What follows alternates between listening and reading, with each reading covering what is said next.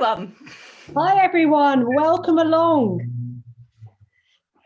So this is welcome along to our CaniCross Masterclass. It's fantastic to be able to hear and to chat to everybody.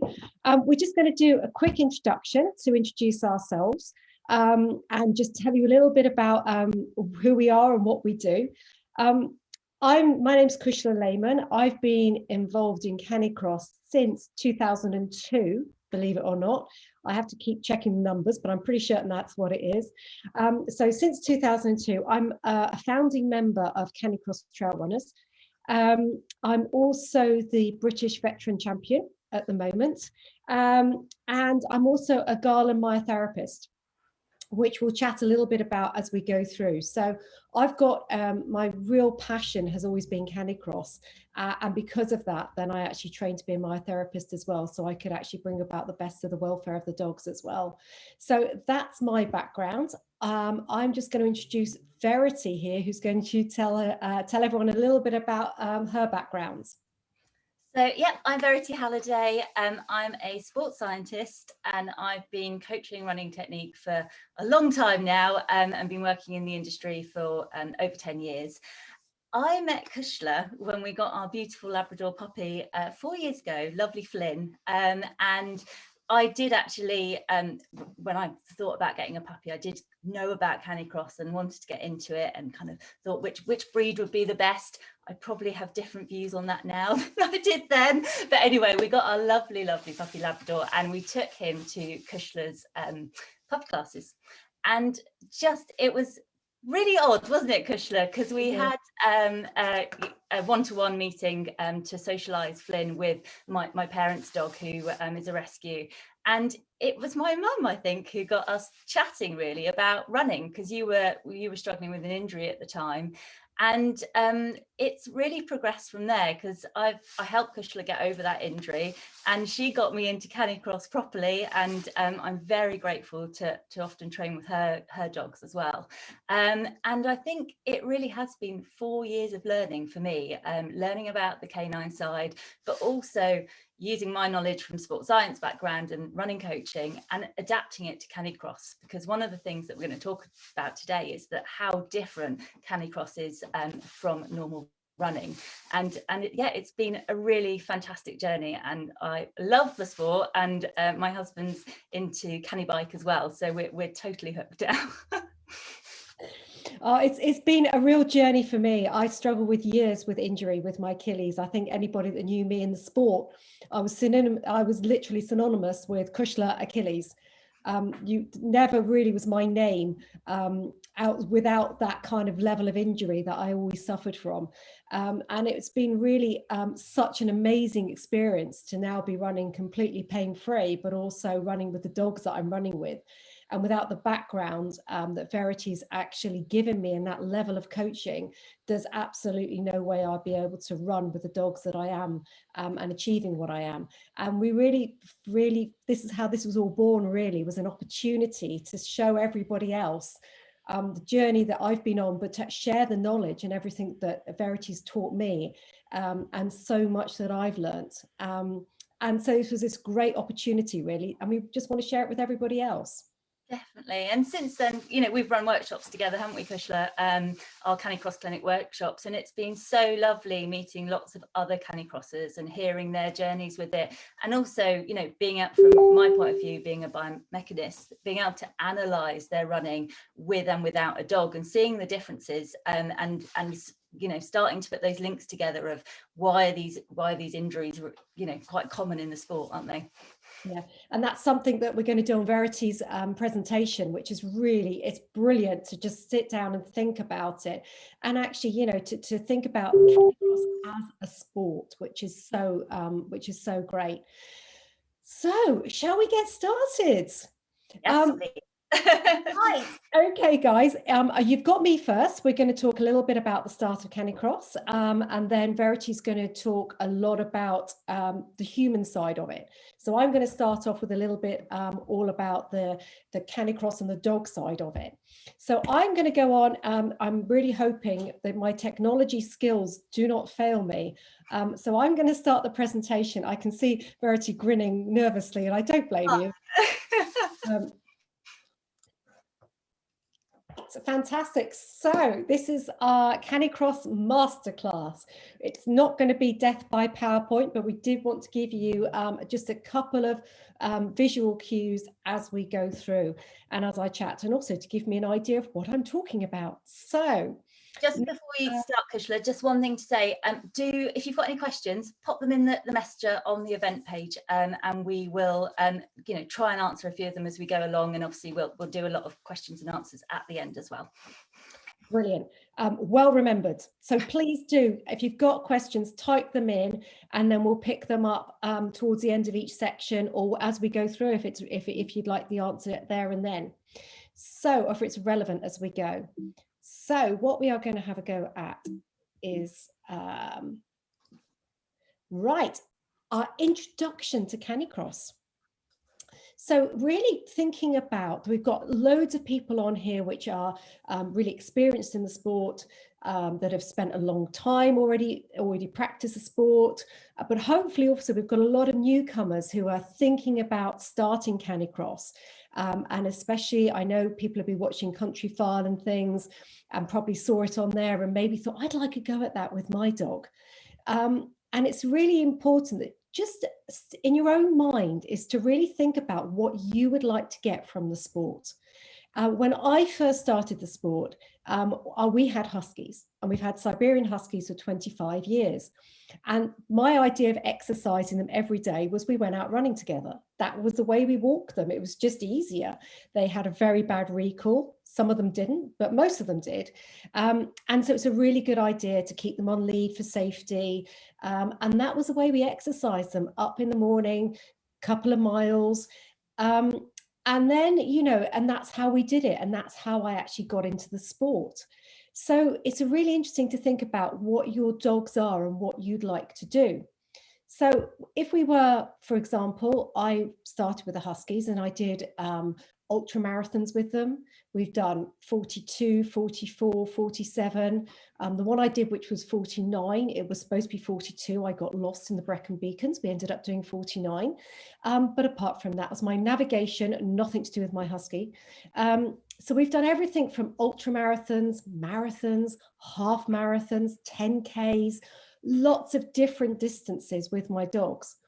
And then as I've gone through the sport, we were very lucky to be gifted an Alaskan hound who does slightly shorter distances faster. And that's been our journey into looking at hounds and greysters. So I'm now very lucky as I still have our 12-year-old Husky who comes out with us for little jogs. But I also have Alaskan hounds and greysters. And there's a picture here of Axel, who's one of our greysters. And these guys are fast. They're sprint dogs. So they really want to do the maximum of about 7K. And they want to do that really fast.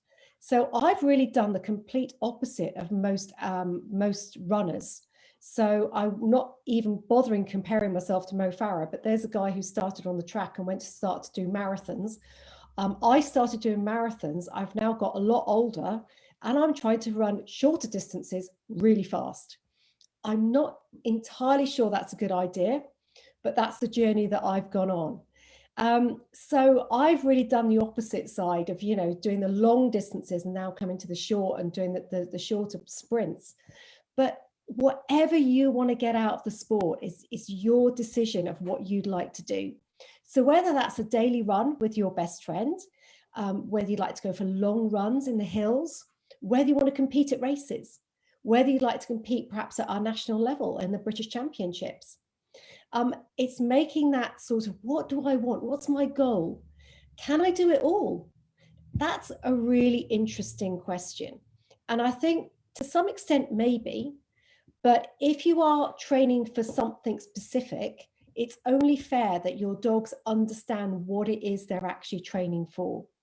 So that if you are going out to do a marathon one weekend and then 3 weeks later you think I'm going to do a 5K sprint, your training is so different that the dogs need to be almost acclimatized to that, so that you turn up on the start line and they may know the difference because either you're wearing a big rucksack with a hydration sack ready to go for 26 miles, or you're turning up in your shorts and t-shirt going, right, we're going to do a 5K sprint. But it's conditioning the dogs for each of those different distances so that they condition and get trained towards that length. So a lot of people sometimes get slightly disappointed with maybe their dogs aren't pulling as hard over a short distance because they've been conditioned to going for long runs with you in the hills. So really, it's CaniCross can be anything to anybody. It really doesn't matter. It's getting you out there, having fun with your dogs, popping your dogs into harness and just having fun. So whatever you would like to get out of the sport, it's there, okay?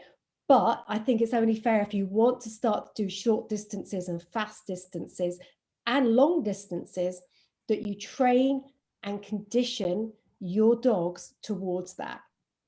So just to give you an idea of, what you'd like to get out of the sport. So we're now going to have a quick think about, you've decided that you want to have a go at CaniCross. Fabulous. What do you need to get started?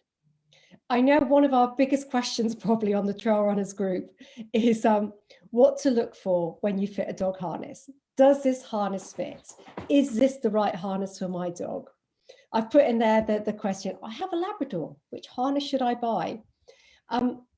No idea.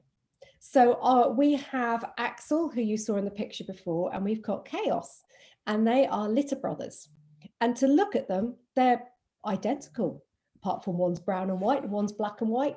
They look identical. They wear completely different harnesses because Chaos is a tiny bit longer, Axel's a tiny bit wider.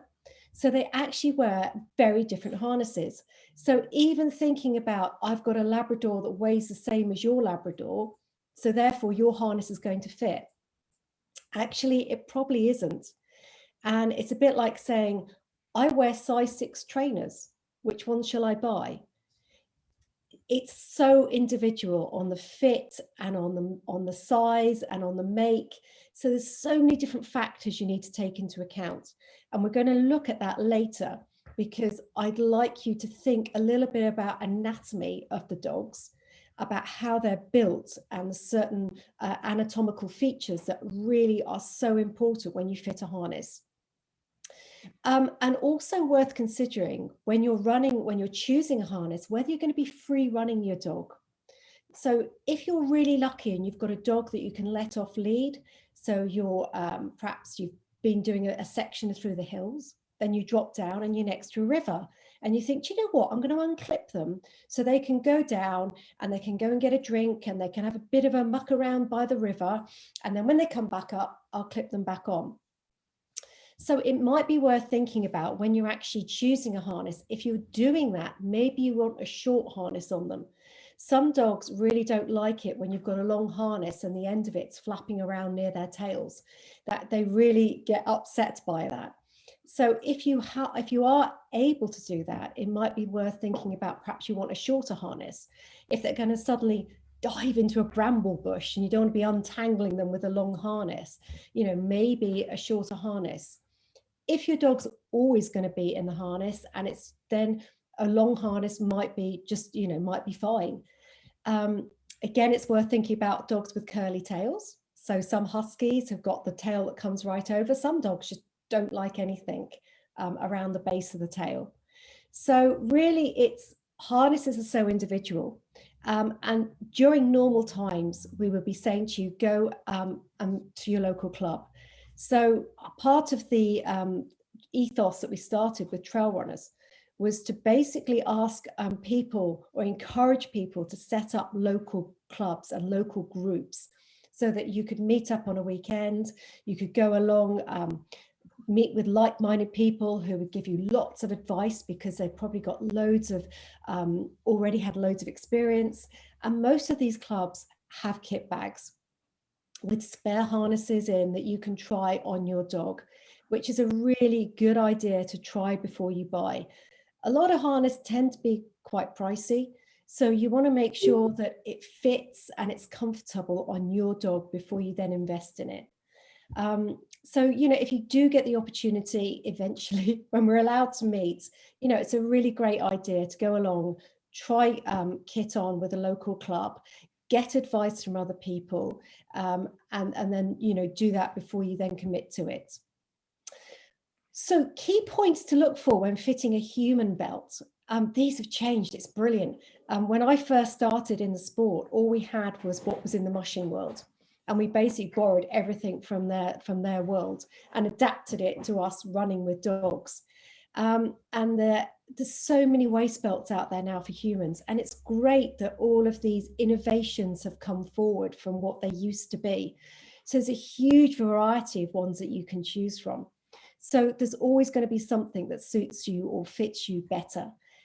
Again, it depends on your build, on your what you like, what you find comfortable. Don't be scared by leg straps.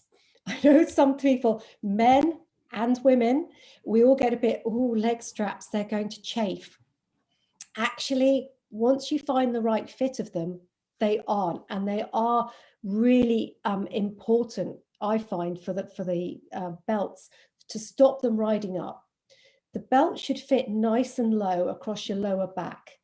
Okay, so the pull comes nice and low, and the leg straps are really there to help the belt stay in position and not ride up. So, you know, don't be scared of them. And it does take a little while. It's going to take quite a few runs actually to get the belt fitted properly. When we do all of our have-a-goes in the summer, when we do all the paws in the park and we go and lend all of our equipment out to people, and everyone adjusts them, you know, to have a go in it to see if they fit okay. It takes us weeks. It takes me weeks to get mine back to where I have it. And so it can take quite a few runs for you to actually get it to where you want it to be. So don't be put off if the first time you put it on and you go out for a run, you're like, oh, this is rubbish. Don't like this. This is rubbing. This is chafing. That's fallen down and have to keep hitching it up. It takes a little while to adjust, but once you've got it, it's brilliant. Okay, so lots of different styles. And again, try them out, see what works for you. And just, you know, find the style that you like. Bungee line, what line do I need? Well, as long as it's got bungee in it, that's the important thing, because that is what protects you and protects the dog. And it's vital that you always run with a line with that elasticity in it. There's a lot of talk on some of the groups about the physics, about how much energy is dispersed during the longer lines as opposed to the shorter lines. I have no qualifications in physics, but personally, I do like a slightly shorter line. I like about a 1.5 meter line. I feel I have a really good connectivity between me and the dog. I feel we're just slightly more of a team when we're doing that. That's very, very personal to me. And, you know, other people, you know, you might like a slightly longer line. If you are considering competing, there are a couple of rules you need to know. To compete with the International CaniCross Federation, your line must be no more than 2 meters when fully stretched. And to compete with the IFSS, which is the International Federation of Sled Dog Sports, which is what our British Federation rules are, it must be no longer than 2.5 meters when fully stretched. So that's just something, if you're considering competing, you just need to know in your back pocket. But otherwise, just so many different varieties you can get with handles, so that if you want to suddenly have a grab handle, you've got that. So there's just whatever, again, suits you. We talk sometimes about running 2 dogs. Personally, again, I like 2 completely separate lines so that the dogs have got the room to actually get into their own gait. Sometimes with the splitter lines, if you've got bigger dogs, it can actually bring their bums quite close together and they don't get the opportunity to get into their own gates, and they're kind of pulling alternately against each other. Again, that is completely preferential to you, and whatever you find works, go for it. But that's the basic equipment. You've got to have your dog in a harness, you in a waist belt, and a bungee lead between the two of you. So I said we were going to talk a little bit about the equipment and how it fits. So the harness. This is this is a vital point of where a harness should actually fit on your dog. The arrows that you see are pointing to the pointy bit at the bottom of the rib cage, and that's called the sternum or the manubrium. And it's a really prominent bony part on your dogs. And there's a couple of bits of areas on the dogs that I'm going to send you away to have a prod on them later. So you're going to have to wake them up by the fire and go, oi, I need to have a prod of you. Now, this is a brilliant demonstration that was showed to me by Julia when I trained at Garland. And it's a great way of actually testing on yourself. If you find your bony sternum on you, so if you find the area on your chest just here, and you find that bony bit, 2 fingers, and you're going to press on that. Press, press, press, press. It doesn't matter how hard you press. It's not that uncomfortable. There's a lot of talk on some of the groups about the physics. And now what we're going to do is just move slightly up and just press about 2 centimeters up, press in there. And you have found your windpipe. So that's why it's so important. That area on the dogs is to find that area, and that's where your harness should fit. Because if you move just ever so slightly up, that's when you get the rasping noise from the dogs. So it's a really important area. So next time when you pop your dog's harnesses on, just check that it does fit on that sternum. Okay, that's the landmark that it hits on, because it doesn't matter how hard the dogs pull into that, that's a comfortable area, so they can pull forward. Slightly higher, you're onto the windpipes. So as you can see, area is on the furry husky next to us, so you can actually find that on your dogs. So that's your homework, one of your homeworks. Now we've got a couple of other areas that I would like you to check on your dogs. So the arrow here shows the top of the scapula. So these are the top of the shoulder blades. So the shoulder blades on the dog, so ours at the back are like this. On a dog, they're upright. And the arrow is pointed to the dorsal border, so the top part of the scapula. And you can easily feel these on your dogs. So if you find them on the top of your dog, work your way down, have a feel of those. The harness should be not impinging on those, because they are going to be moving upwards as the dog moves. So you don't want anything that's depressing on those too much. There's got to be nice freedom of movement on those. And the other area that we're going to have a look at as well is the circle is showing that the last rib. So the ribs there, 13 ribs, and the last one there is a floating rib. So what we've got to make sure is the harness coming back is always on that rib cage, because again, a bit like ours, it's quite a firm structure. If it then comes onto the fleshy part, it's further back, it's then going to be pushing on organs and it's going to be uncomfortable for the dogs. So the harnesses, and I'll show you even long harnesses, need to actually fit onto, not past the last ribs on your dogs. So again, another area for you to go and have a feel at of your dogs.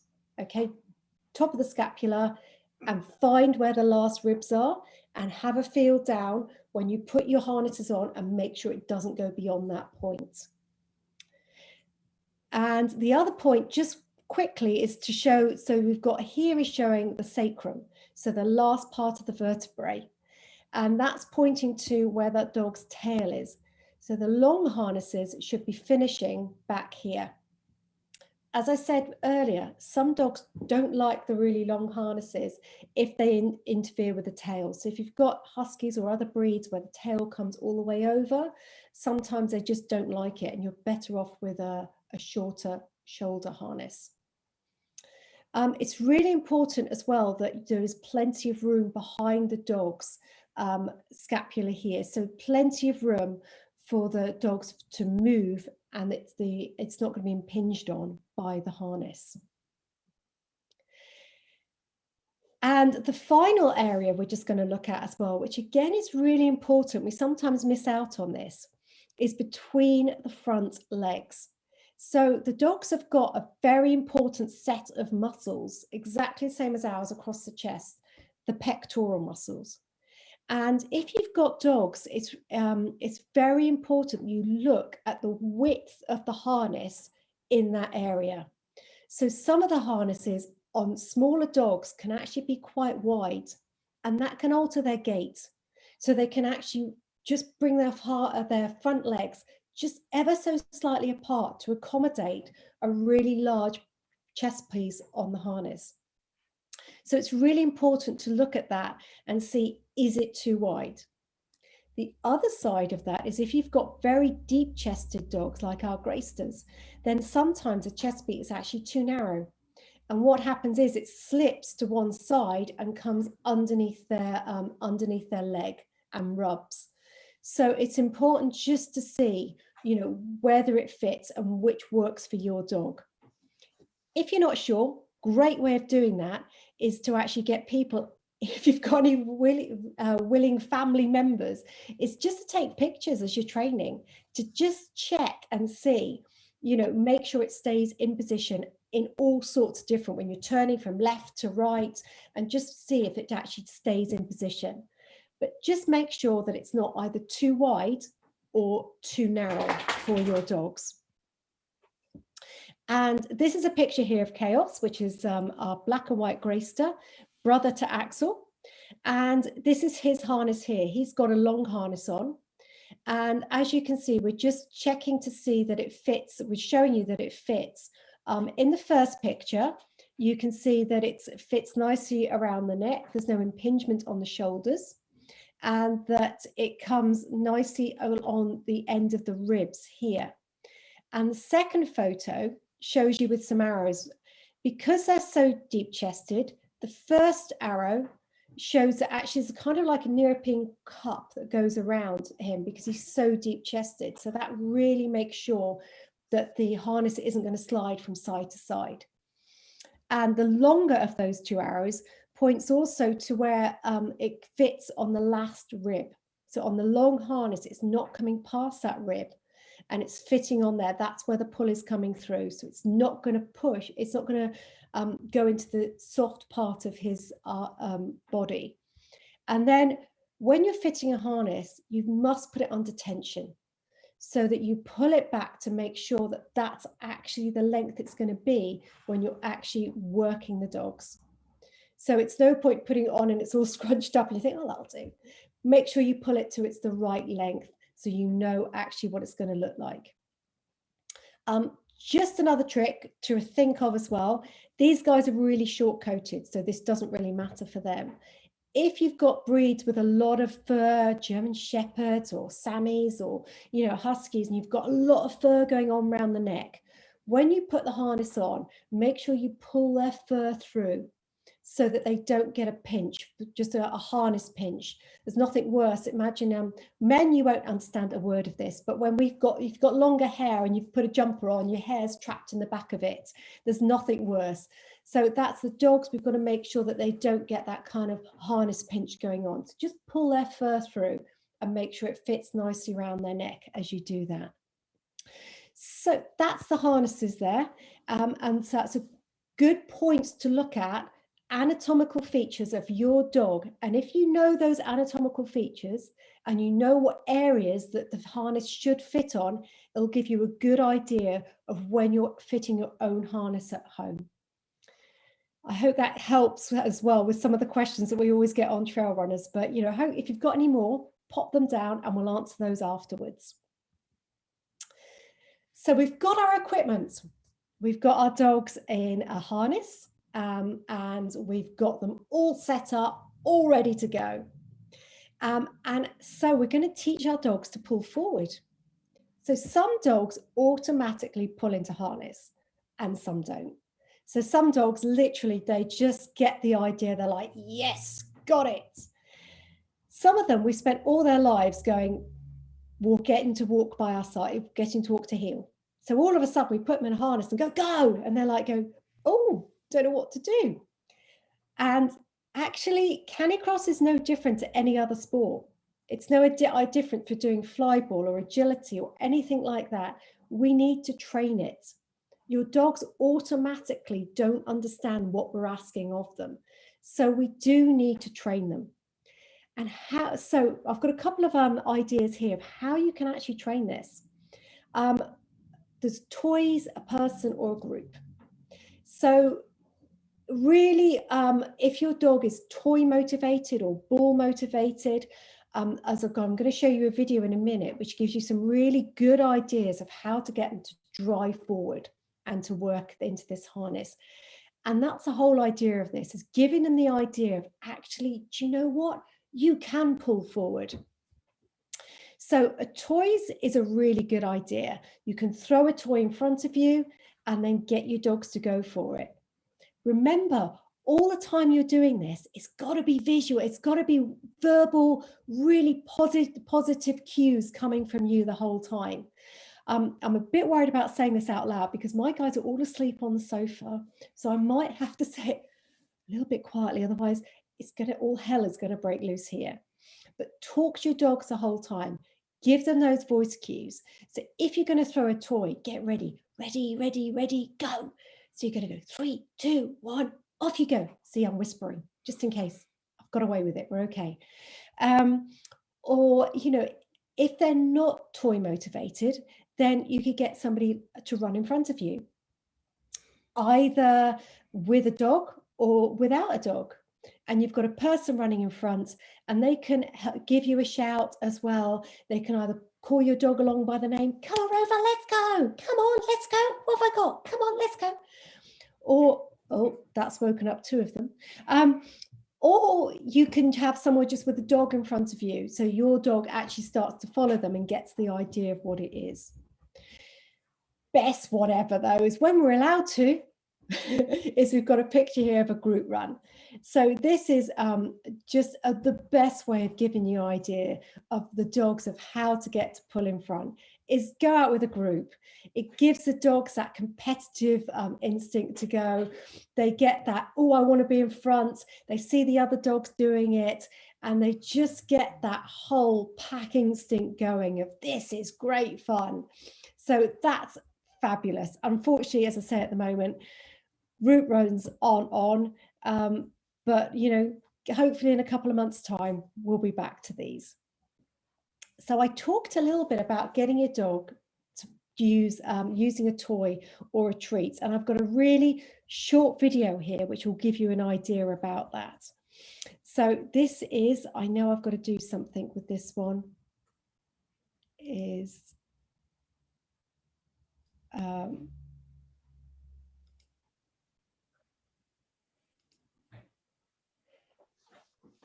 okay, I hope everyone can see that. I'm just going to play it again. So this is Aladdin. I'm showing him a ball. I'm getting really excited about the ball and then I'm getting him to chase it forward. Now, again, this is all verbal cues that you need to give. So I'm showing him the ball. I'll be going ready, throwing it in front, off we go. So it's all real verbal cues. It's not ideal because he is stopping to pick the ball up, but he's getting the idea that he's allowed to pull into that harness. So really excited, chuck the ball, get it, yeah. So if your dog isn't a natural puller in front, this is a fabulous way of actually getting them motivated to go in front of you. So that's one that you can actually have a go at. Just one last run of that. Really excited, yay. And you can do that as well with toys, another toy if they're not ball motivated. You could even use treats, actually. It's not ideal, but you could actually do it with treats as well if you wanted to. Oh, so we've got the idea then of getting your dogs to pull forward. And what we're going to do now is talk a little bit about, they've got the idea of pulling forward, but you also need to give lots of short sessions on this so that they make it really exciting for them. Narrow fun paths are brilliant. So sort of think about single track paths that you could use. Again, if you try and use wide open spaces with no trail, it can be so confusing for the dogs. If you try and ever run your dogs across a local recreation ground or a football ground, they're going, what? I don't know where to go. There's no trail. I don't know what to do. So actually putting them on a single track is much more exciting for them. I understand there's a drawback to that. So if you've got a reactive dog, and I know a lot of people do run with theirs, and they're a little bit worried about narrow paths, really good ideas. If there is any possibility, you can ask someone that can either run or bike just in front of you. They can actually then warn you of any other dogs that are coming, which means that you've got that confidence to go that little bit faster. So that they can just give you a warning, just in case you're about to run into a group of 16 people. They can just go, okay, steady up, someone's around the corner. But the fun, narrow paths are great for the dogs because they really enjoy that quick turning and everything that you're going to be doing. And it's more exciting for them. Now, I said short sessions are best. How short is short? When you're first training, this is a brand new sport that you're doing with your dogs.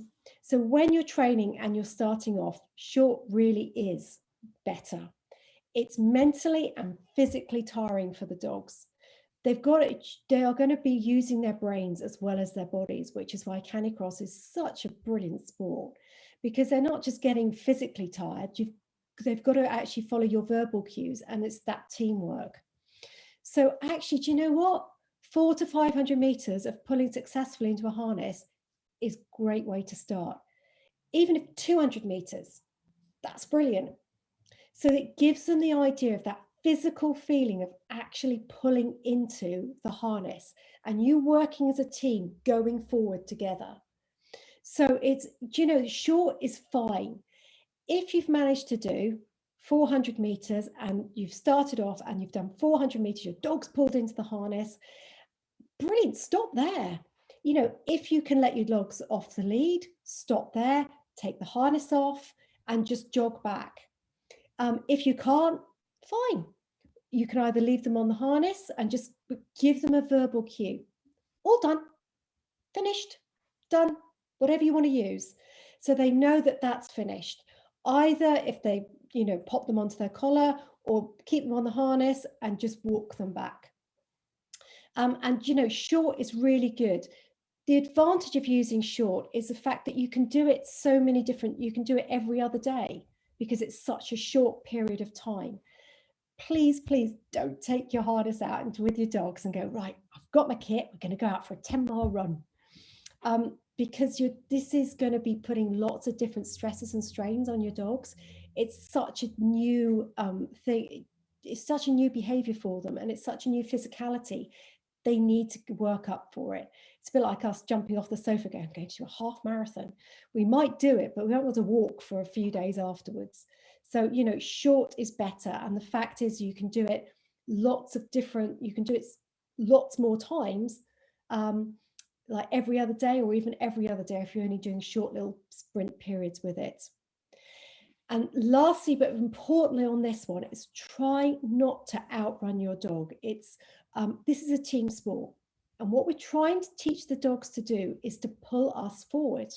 So it's so important that we keep the line tight and they get that sensation of pulling us forward. So if you keep the line tight, your dog will learn to pull consistently. They'll learn that that's what the sensation is. If you just keep outrunning your dog, they'll go, oh, what's the point? I'll just run by your side here. So we've got to teach them that that's the feeling that we're actually aiming for. Okay, so back off a little bit if you need to. This isn't your workout as much. This is teaching a dog to pull forward into the harness. So keep the line tight, back off a little bit, and give them that sensation of actually pulling you forwards. Right. So Cushla, there's been a really good question in which you might want to answer now. It's from Marie, and it says she's got two lovely whippets, and she was wondering how to get them running together, because one's a really good runner and likes to pull, and the other one really likes to run off lead, but his recall isn't that great apparently. So it's really interesting. You can either you could train them together. So short sessions, what I would probably do is actually put them together to run them as a 2-dog team together, but go back to basics and go back. So you actually build it up a little bit side by side, and you just go back to basics, do shorter little bits, so they get the idea of that's the fun thing that happens. So that the second dog, who's probably a little bit not so sure, gets real positivity from that. You could also try, which is a harder work for you, I know, is actually take the dog that's not so keen and do those shorter sessions and build him up on his own, so that he gets the idea, and then put them together as a team. I wouldn't try and do, if he's not so keen on it, do the same length of distance that your really keen dog is doing, because he's just going to go, I don't really like this, and back off a little bit. So just go back to basics. You know, go take out for a short bit. If it's possible, drop him back off at home or back to the car with somebody who might be there, and build it up in lots of short sessions. I think that's a really good answer. And we've just had one more in, if you don't mind, which is how to encourage your dog not to stop and sniff every time. So really good question. And again, this is when you're doing your warming up with the dogs, it's really important that you actually take your dogs and they have that opportunity for a pee and poo before you start that work with them. So get them out of the car, give them that opportunity to do lots of wheeze, have a couple of poos, however many your dog normally has, and then do your training session. And by keeping the training session really short, if you just ask them to sprint 200 meters, stop, start them again, another 200 meters, they won't have that opportunity to stop and sniff. And it's keeping that real, building it up bit by bit, 200 meters, 400 meters, 600 meters, 800 meters. Before you know it, you've got to a K and your dog hasn't stopped to sniff. And a really good one as well is put it to a cue. If they're looking at a tree, you can see them start to just eye up the tree and just give them an on by, or a, you know, on by.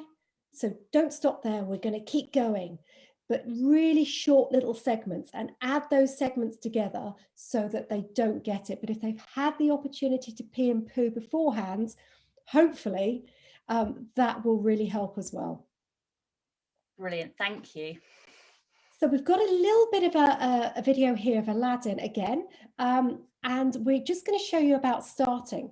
And again, it's one of those things, is when you're starting, you're doing these quick, short 200, 400 meters, when you're getting your dogs to run into the harnesses, is if you stand upright and your dog goes bang forward and you don't move at the same time, it's a bit like them suddenly like banging forward, hitting a brick wall and go, oh, am I doing this on my own? Am I going? And that immediate sensation they get of actually running against the harness is stopping. So it's really important that we teach them that we're going to move together. So we've put this little video together. I always worry because I've got to get this into full screen. Do it on the actual video on the bottom right. Thank you. See? Yay. So glad Verity's here. So I'm going to show this one again. I'm going to show it a couple of times. So we're starting low, and then we're starting, and then you bring yourself up. There's no jolt on the harness. And all of this has got to be done again with lots of voice cues. So start with your dog. I gently hold Aladdin by his collar and then the end of the harness if you're first starting off. And I give him a really good 3, 2, 1, got away with it, go. And then on the go, we both start to move and hold the bungee line, unravel it, so there's no sudden jolt. We're moving together, and you can see how we come up together and then we're off. That's going to make such a difference when you're first starting with your dogs, is they don't get that sudden bang, I've stopped. Where are you? Okay, and it's a really important one to do. Just watch, up we go, there. Okay. All of these videos, by the way, are on our trailrunners website as well, CaniCross Clinic site. So you can always log into those and have a look. So, oh, stop. Stop playing that one. With all of this, it's really important that you try and use a plan so that you've got, I was talking about building it up from 200, 400, 500 meters and going forward. So try and use a plan so that you build your dog's fitness at an appropriate level. So we've got lots of really great plans, which are on our Trailrunners website, again, under the CaniCross Clinic tab.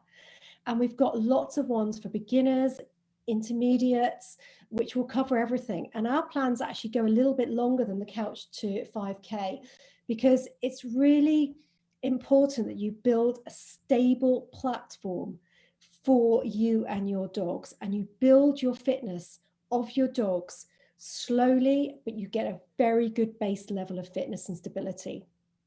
If you go too much too soon, then the dogs may not learn to enjoy it. They may back off from running into harness, and you're not going to get that experience between you.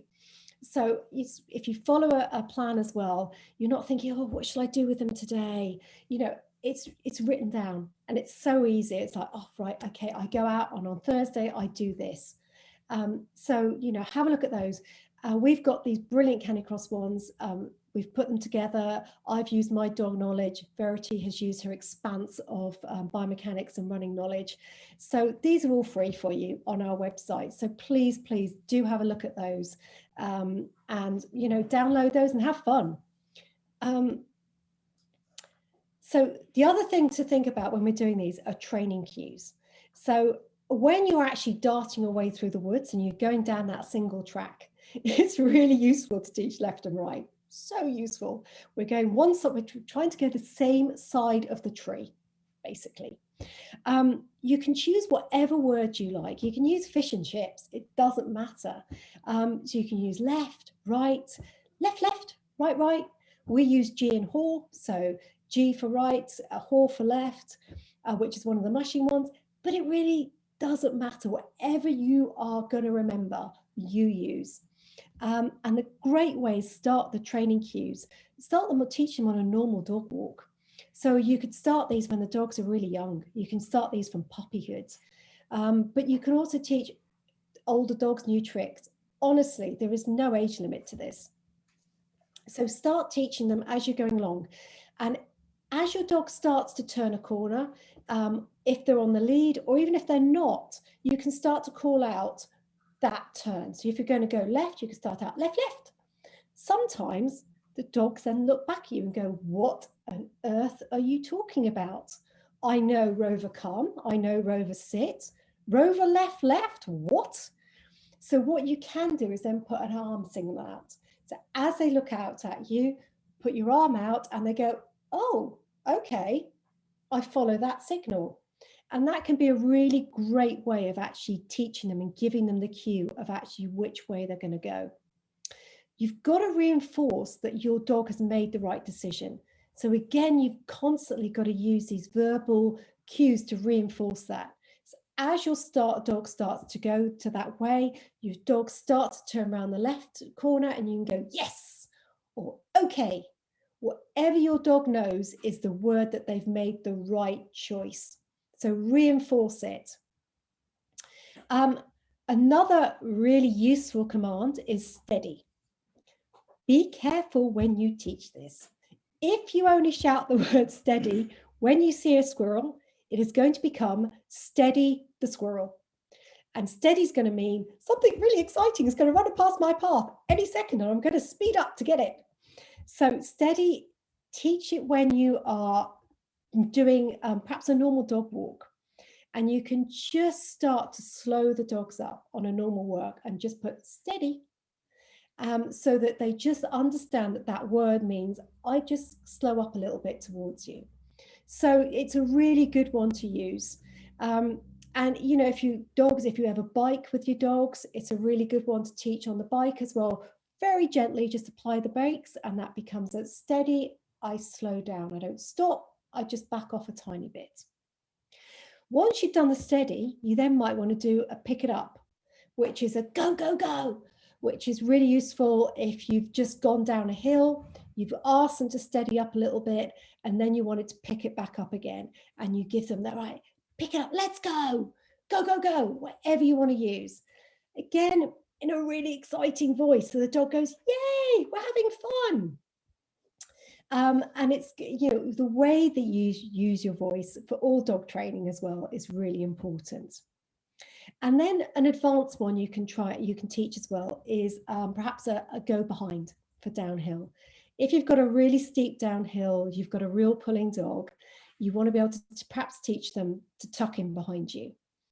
You can do this so many ways, and we do teach this on the CaniCross clinic as well. But just a hand signal with some treats is a really good way of doing it. As you go downhill, you can just say right behind. Teach it when you're not going out for a run. So perhaps on a dog walk, get your dogs and then get a pile of treats and just go behind, treat, behind, treat, behind, treat till you're down the hill. And then it becomes, and again, it's a learned behavior that it becomes. So those are some of the training cues that can be really useful. The directionals, really important, that your dog knows to toe left or right, so that, you know, you're not going to go different sides of a tree as you do it. So one of the last bits I'm going to cover is actually warming your dogs up and cooling them down. Now, when I first started getting into CaniCross, I did a lot of did a lot of my own fitness training. I was trained to be a personal trainer, so I kind of knew how to look after myself. And then I found this wonderful sport, and I was like, well, I kind of know how to look after myself, but how do I look after the dogs? And it became really evident that, you know, the dogs are athletes. That's what we're dealing with, is canine athletes.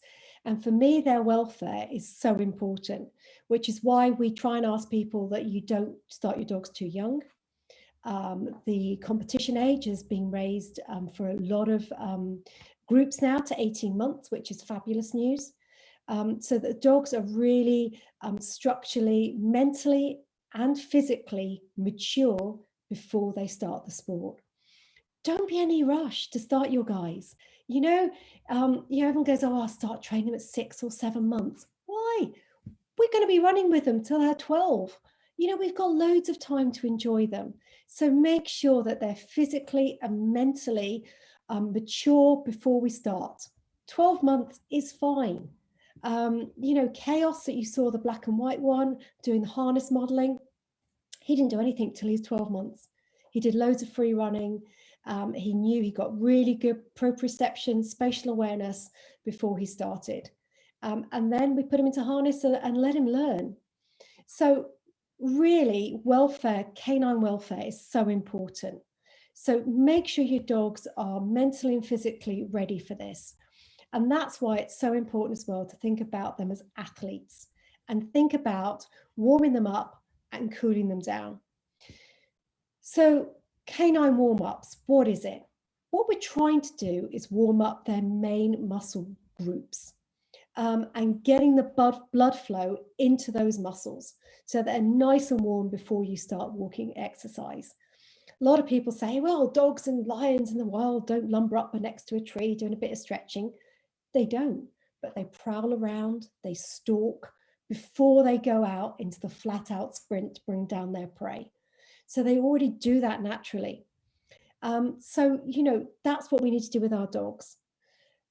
When to do it is really interesting, because actually it takes quite a while for the blood flow to get into those main muscle groups. So actually 20 to 30 minutes before you actually start to exercise is ideal. So if you are going to drive somewhere, best thing to do is actually warm your dogs up at home before you pop them into the car. And then when you get there, you just need to do the pee and the poo wander, and they'll be actually already nicely warmed up, ready to do it.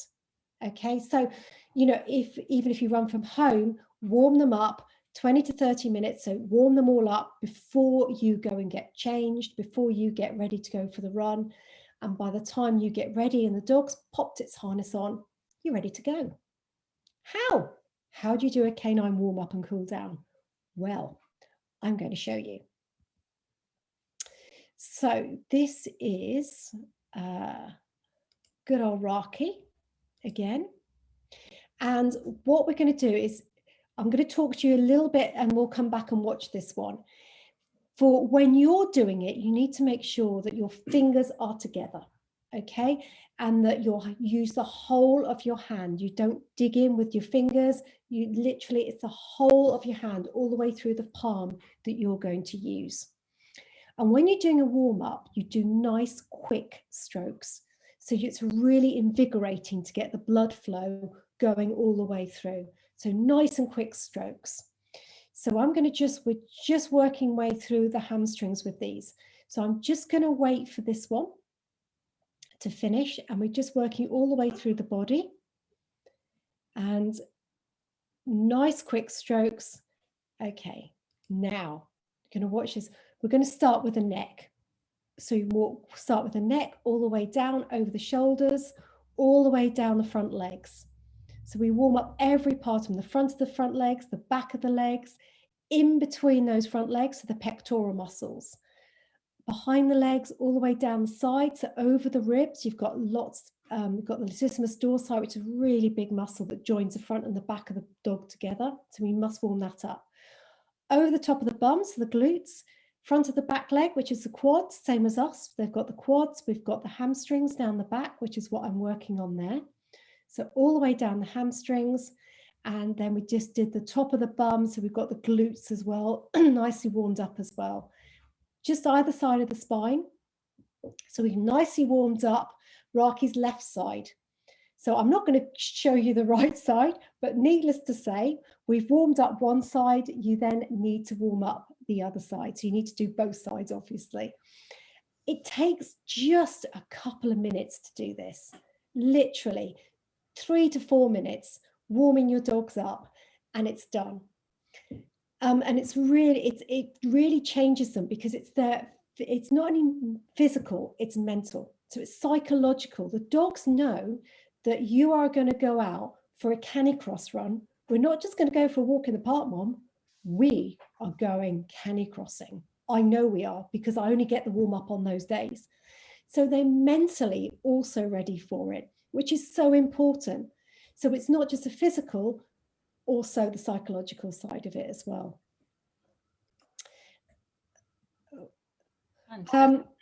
Right.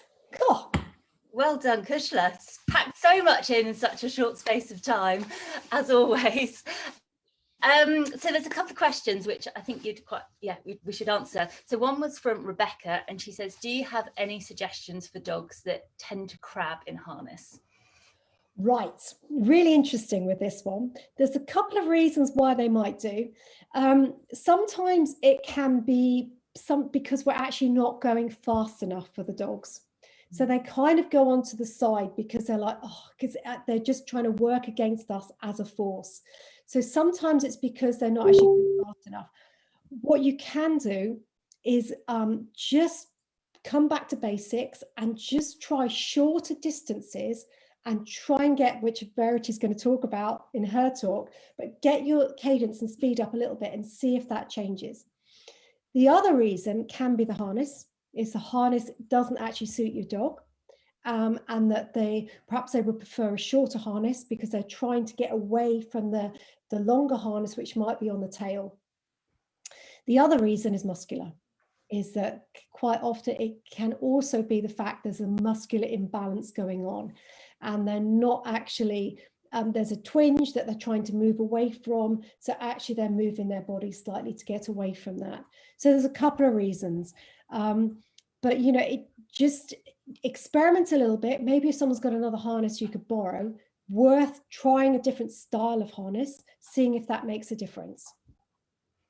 Brilliant. And the other one, which I think I know the answer to this one, which is we have a 1-year-old Cushla. I know how that feels. And I'd like to try CaniCross, but they're worried about falling over because she's so strong.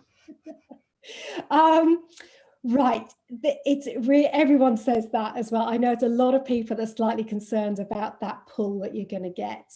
Do you know what? It's very different when you put on the CaniCross equipment, because you feel you've got so much more control, and because you're coming from the control is coming from your hips, and that's where your strength is.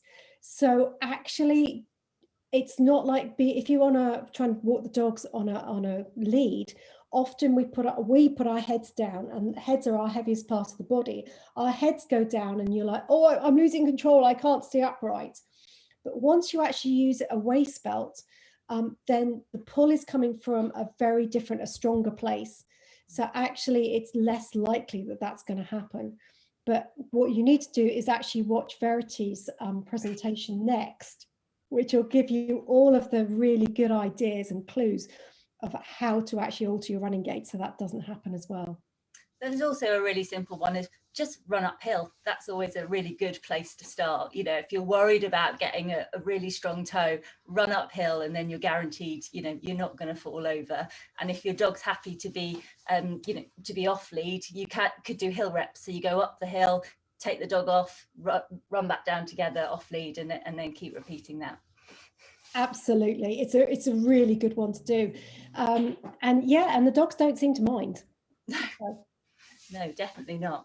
And then one other one just before I get going is I usually run with my partner. We haven't started running with our dog yet, but if we mostly run as a pair, will this affect the dog's ability to run with just one person?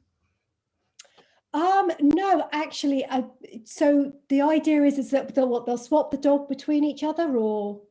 I don't think so at the moment, but I think they're looking at whether the dog be put off if only one person went with them, or if they went out with both of them. Right. It's a really good one to train. Some dogs really get upset if they're used to that kind of pack of, you know, where's the other person? We always go out together. Where is everybody? But again, it's just training, and it's just getting the dogs used to that new scenario. And if you haven't started CaniCrossing with your dog yet, you're going to build it up into really short segments. So actually it should be fine, because you're just going to do lots of really short positive runs, and get them used to running with different, you know, with the other person as well. Brilliant. Right, you can have a bit of a rest now, Cushla. I'm going to stop sharing my screen, aren't I? So I can share mine, it'll override it. All right then. Brilliant. So once again, if you've got any questions, Cushla will have a look at the feed and ask them as we go through. But essentially, I'm going to be talking about the human side of CaniCross, as we've been talking about the dogs up till now. So one thing really to mention is that CaniCross is very different to running on your own. And most experienced CaniCrossers run about 5K 5 minutes faster than they would if they were unaided. So there's a real difference in speed. So it's not surprising that there's different things happening with the body. But, you know, part of you goes, well, you know, it makes sense. If you're getting a bit of a pull from a dog, surely you're going to run faster. And yes, of course you will. But what we're going to really look at today is, what impact is that extra pull having on your body? Because as we mentioned earlier, you know, lower leg injuries are really common in the sport, particularly plantar fasciitis, shin splints and Achilles, which I know Cushla and I've been working really hard over the last well, definitely the first year we were working together to deal with her Achilles issues. So there's a lot of impact going on our lower leg than there would be if we're running on our own.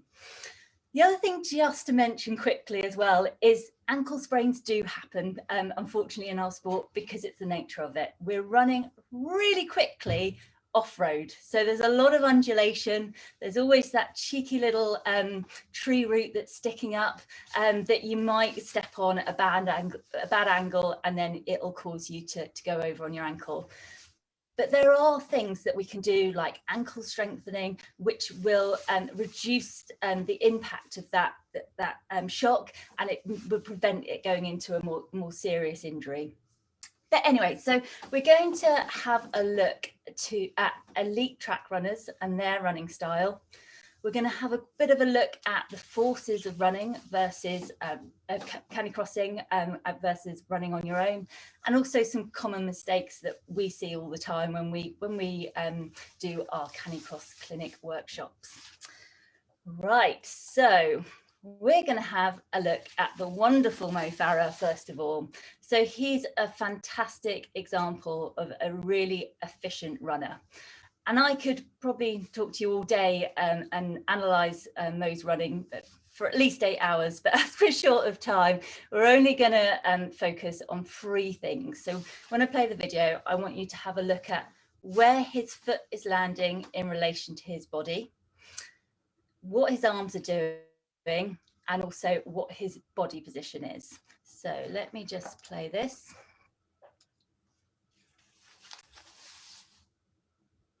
So first of all, his foot is landing underneath his hip or underneath his center of mass. And with the arms, we can see that they're moving back and forward. They're helping to drive forward propulsion.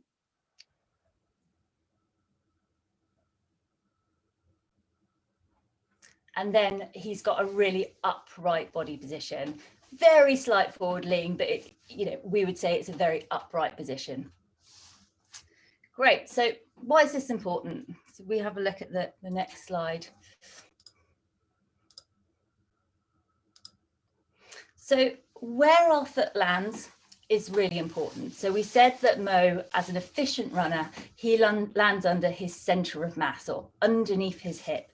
And why is it's important is because it reduces ground contact time. So we want a little bit of contact with the ground because we need that friction to be able to propel our bodies forward. But we don't want to spend too much time on the ground because any additional friction will actually slow us down. It's like putting the brakes on. So it's really important that we have a minimal amount of time on the ground.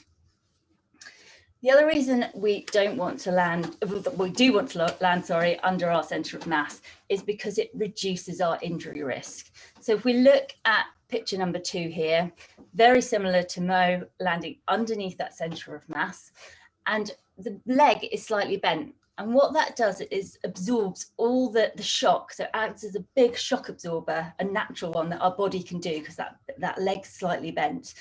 And if we look at number 1, you can see that the leg's straight. So if you think about jumping with a straight leg or hopping on a straight leg versus a bent leg, how much shock that's going to be putting through your lower leg, through the foot, the ankle, into the knee and right up to the hip. That's a lot of shock.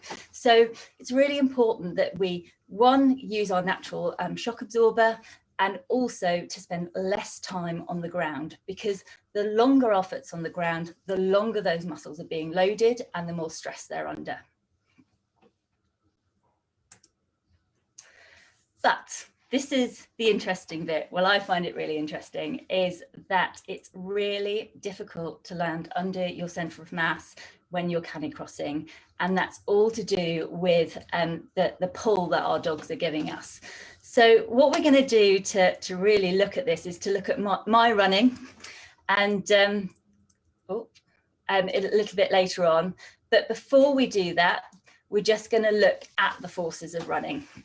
So, forces, they slow you down if you've got a resisting force, or they can speed you up if you've got a propelling force.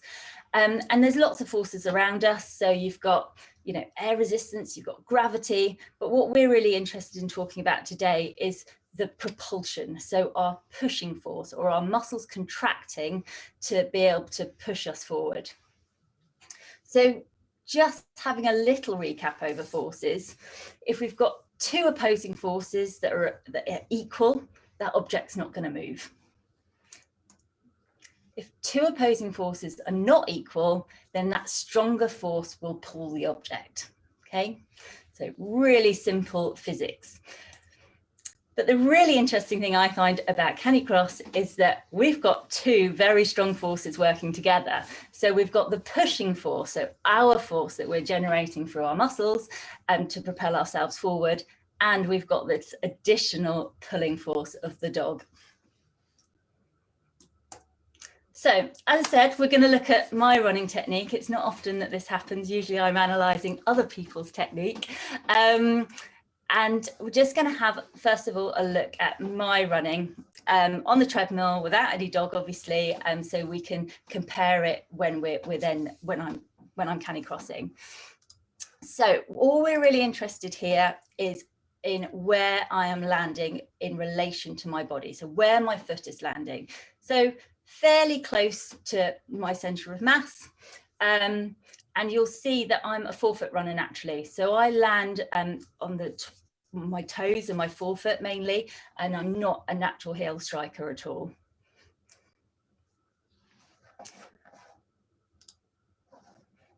Okay, so now we're going to have a look at what happens when you attach my lovely Cushla reiner.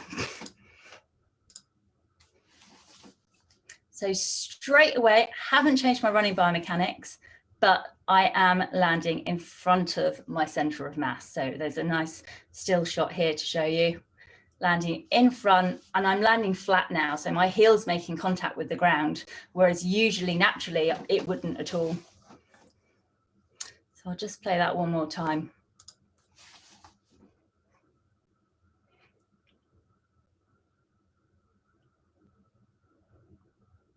So first still is where the foot's making contact. And then the second still is where I would naturally land if I wasn't attached to reiner. And so you can see it's quite a significant difference. And therefore my contact time with the ground is a lot more longer than it would be if I was running solo.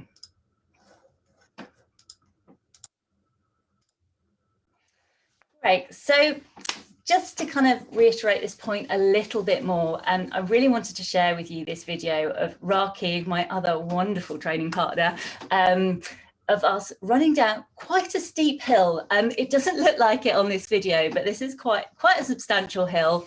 And I first of all want you to look at Raki, ignore me for the time being. And it's really funny because Rax has given me quite a nice pull to start off with. And then he looks at the camera and goes, right, I'm going to take it up a gear. And he really, does start pulling me a lot harder. So just initially, just have a look at Raki and look at his movement. So got a nice steady pull here. Looks at the camera, and then there we go, steps up a gear right there. And the interesting thing is what that's done to me. So I'm running downhill anyway, so I'm going to have a bit of an overstride, more than I would on the flat. But look at the left photo. There's a little gap between the knee, and that's when he first started. After he looked at the camera, look at the knee gap now on the right-hand photo. It's much, much bigger. So him just pulling me that extra bit has really increased my stride length. So once again, I'm increasing my contact time with the ground, and so my muscles are having to work a lot harder. And also my leg is a little bit bent, but it's straighter than it naturally would be. So I'm probably not doing such a good job at absorbing those forces.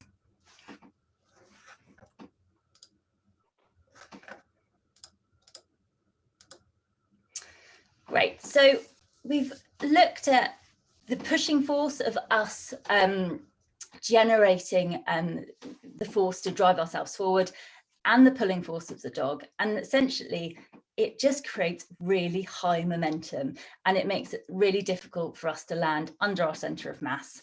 So most CaniCrosses overstride. And when we do our CaniCross clinic workshops, we always take a video of people running by themselves and without their dog. And most people overstride these days just because of our Western lifestyles. We're sat down a lot of the day. And so a lot of us overstride naturally. But what's really interesting is how much that overstride then increases once you attach a dog, and what that means to you know, your injury risk.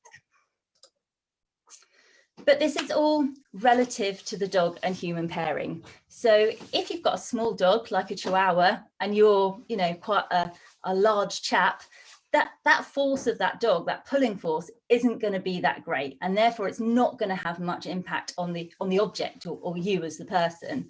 Whereas if you've got a very strong dog, or, you know, maybe they've got very high muscle, or whether they're just a very big dog with long levers, and you've got a small person, then obviously the effect of that pulling force is going to be much, much greater on the human being. So one of the common mistakes we see, particularly when people have got a strong dog, is that they lean backwards. And it's a really natural reaction to slow down. If I'm getting a forward force, forward pull, my natural reaction to try and reduce that pull is to lean backwards. So we've got the opposite force. But it's probably one of the worst mistakes you can make in CaniCross when you're thinking about your own running, because as soon as you lean backwards, actually you've got to overstride more, and your leg starts locking out, and we've got that really heavy heel impact with the ground. And it's a nice little exercise you can just do around the house after this, is just walk and think about shifting your body weight backwards and see what happens to your feet. They'll naturally start kind of moving forward, whereas if you start leaning forward, then we get the opposite reaction. And just one thing I wanted to bring in here is, you know, if we are putting the brakes on when we're running, just think what effect that's having on your dog as well. So they're working really hard for us and they're really excited, let's go. As soon as you have an opposing force, they're going to fatigue quite quickly and possibly will go, oh, well, I don't think I can keep that up, and will stop pulling. So we've got to really help our dogs out with our own biomechanics to help make it easier for them and enjoyable for all of us. So how do you change it? That's the big question, isn't it? So number one tip for anyone that CaniCrosses is increasing your cadence. So cadence is how many steps, or many times you take a step per minute.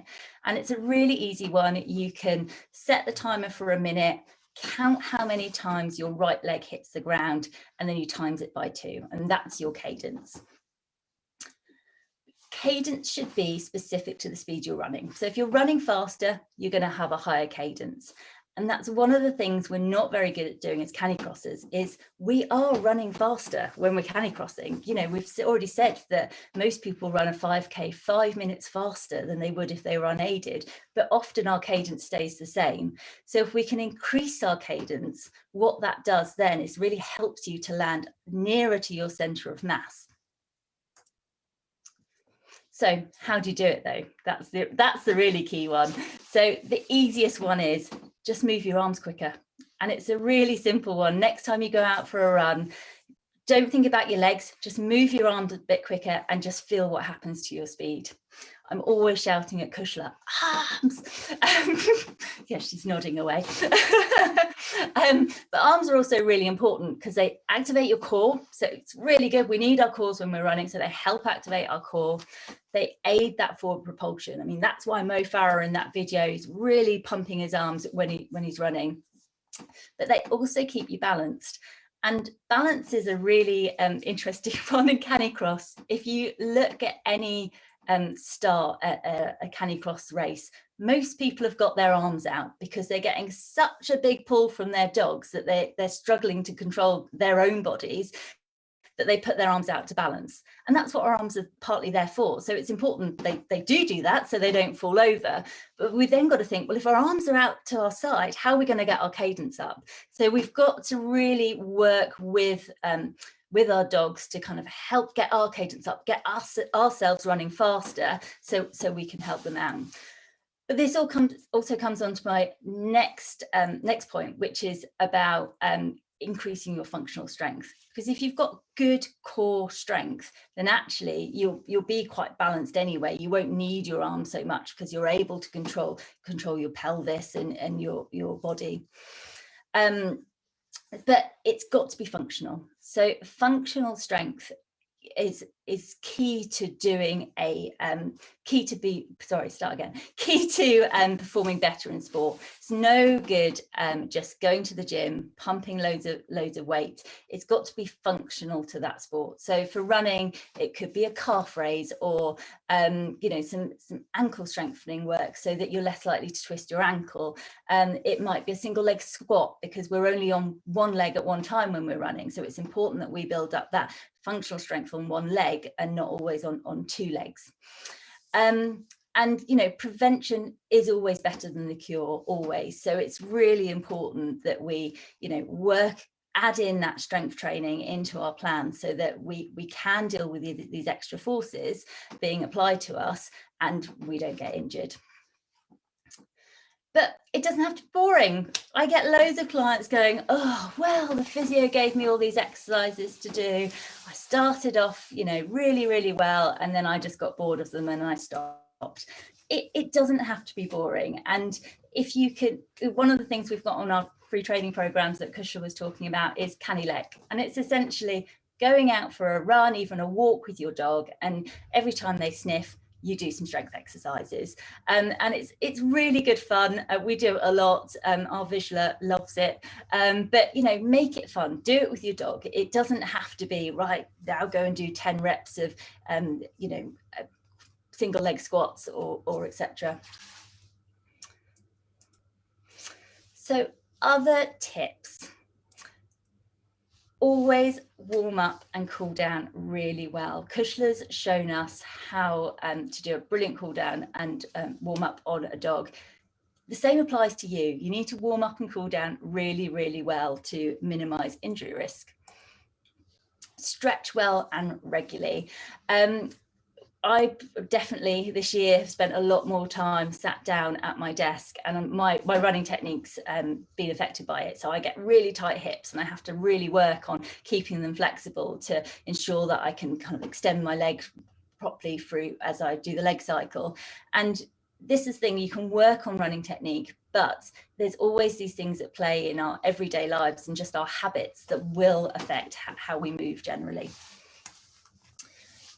Improve your running efficiency and biomechanics. Most people don't know what they look like when they run. You might see some crazy one-off shots in a race, but don't really know what that looks like when you put a few strides together. So ask someone to video you. Have a look. What are you doing? Are you overstriding?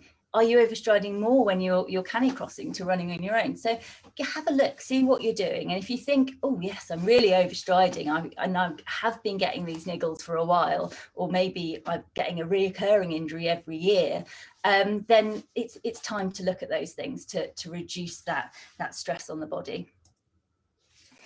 Doing CaniCross specific conditioning. This has been my life, I think, for 3 years actually. Cushla, feel free to jump in. I've come up with some crazy ones over the last 3 years getting Cushla to do. And it is different. CaniCross is so different to a normal running, and yes, the normal running exercises apply because your body's making a similar movement pattern, but there are certain muscles in our bodies that have to work very differently in CaniCross than they do in normal running, and the obliques are one of them. Yeah, I found it really interesting because before I met Verity, my idea of training was to just go running, and the next day and the next day, and just run the same kind of distance and just keep going. And I would feel guilty, so I haven't done a run. And what Verity's taught me is that I need the strength and stability. And we do a day where we just do things like step and reach, and we just do that functional. And that has meant that really, touch wood, but not really touch wood, thank you to Verity, is that although I have my major Achilles issues, I've had no real issues. And that only struck me actually this morning as I was out. I was thinking, this is incredible. I've had no real injuries. And it's because, you know, Verity's really got me to do so much more strength and think about your body as a whole, rather than just thinking about running, but put in all of this flexibility and strength work. And that's been such a game changer for me. And the stupid things I couldn't do, you know, like lie on my back and drop my knees to one side and then get them to come up. I was like lying for like a stranded whale. And I had so much weakness. And I thought I was really strong because I was still managing to achieve results. And I thought I was really fit and strong. And it was a real eye-opener to realize that I had no functional biomechanics, did I? I had nothing that functioned. We did, but not very well. But you know, as I said at the beginning, this really has been 4 years of learning, and we're very excited actually to share with you that we're putting all of this together, all these exercises that we've been developing for the human side and the dog side into a 4-week program. So that's going to be out on the 1st of March, which we're really excited about. And if you pre-order now, if you go onto the trailrunners website, you can get quite a hefty discount off it if you pre-order. But anyway, that's my little plug on that one. But it, you know, it really has been everything that Cushla and I have been working on the last 3 to 4 years, hasn't it? So yeah. Brilliant. The other thing is vary your training type and intensity. Not many people, I don't think, could CaniCross back-to-back days for 4, 5, 7 days a week, because of all the reasons we talked about today. You know, even if your dog's, you know, not the strongest, but they're giving you a pull, you will be having a bit more impact on your body. So I like to think of the CaniCross sessions as the high intensity sessions because it's having more impact on my body, and I'm trying to run a bit quicker to you know, help out the dog as well and getting those arms going like we discussed. So use the CaniCross sessions as your high intensity sessions, and then do some other things that don't involve CaniCross into your training, because we can't be training at high intensity all the time. We'll fatigue, and that's when injuries happen. And then obviously follow a CaniCross specific training plan, because it's about the human and the dog. So, you know, we've got free ones, go and use them. So lastly, go and have fun with your dog. Don't overthink it. And I know I particularly thrown a huge amount at everyone in half an hour, but it's about having fun with your dog. It's about a partnership.